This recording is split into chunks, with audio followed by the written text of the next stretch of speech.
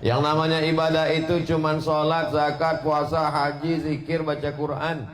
Ada nggak orang yang berkeyakinan, berpemahaman seperti itu? Ada. Menurut dia ibadah itu sholat, zakat, sedekah, baca Quran, zikir. Dia lupa bahwa ibadah yang paling hebat adalah memudahkan urusan orang lain. Urusan Ustaz Abdul Somad ini sulit, susah, ribet, jelimet, payah, tapi dimudahkan oleh saudara-saudara kita. Apa janji Nabi? Man yassara an mu'sirin, siapa yang memudahkan urusan orang, yassarallahu anhu yaumal qiyamah, maka semua urusan-urusan di akhirat nanti dimudahkan Allah. Ustaz Somad, kita kan kalau udah meninggal nggak ada urusan lagi. Memang nggak ada orang mati urusan KTP, urusan KK, nggak ada. Tapi kita masih ada urusan sakaratul maut. Kita masih ada urusan azab kubur.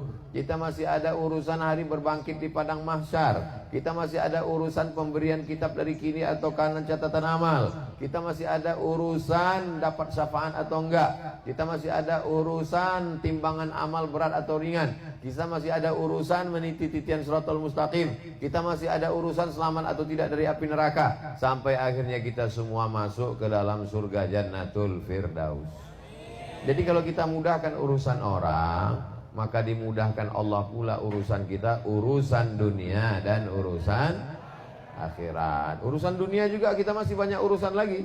Urusan pendidikan anak, urusan yang belum nikah ketemu jodoh, yang udah ketemu jodoh punya anak, yang sudah punya anak lalu kemudian masih lagi ada urusan mau beli kendaraan, mau rumah dan lain sebagainya. Mudah-mudahan segala urusan itu dimudahkan Allah Subhanahu. Baca Quran, ibadah. Zikir la ilaha illallah, ibadah. Berzakat, berinfak, berwakaf, bersedekah, ibadah. Tapi memudahkan urusan orang lain, paling hebat ibadah.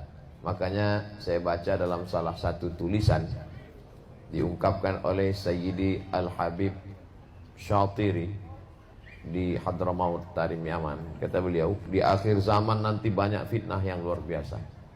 Dan di antara afdalnya ibadah di akhir zaman itu adalah, biar supaya selalu dapat bimbingan Allah dan dapat bimbingan Rasulullah SAW, adalah menunaikan hajat orang, memudahkan segala urusan orang.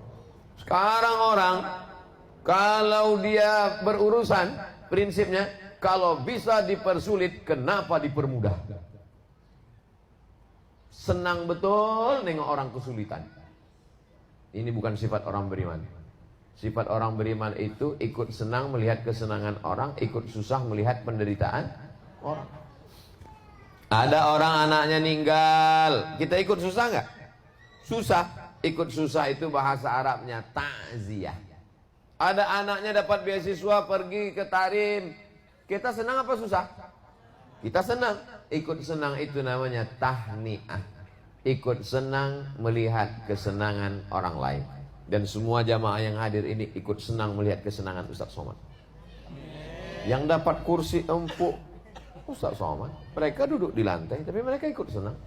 Yang dapat minuman spesial walaupun belum dicicipi Ustaz Somad, tapi mereka ikut senang karena mereka udah minum duluan.